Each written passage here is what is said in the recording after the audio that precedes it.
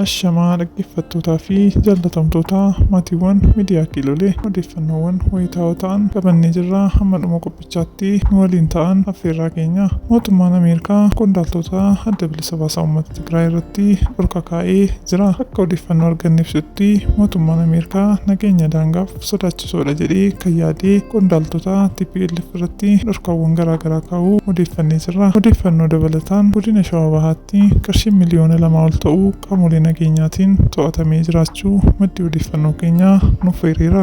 Hojii opereeshinii nageenyaa mirkaneessuu fi sakatta'insa taasifameen qarshiin miliyoona 2 ol ta'uu aanaa Adaamii Tulluu bakka Kombolchaatti humna nageenya walwaanichaatiin to'atamee jira.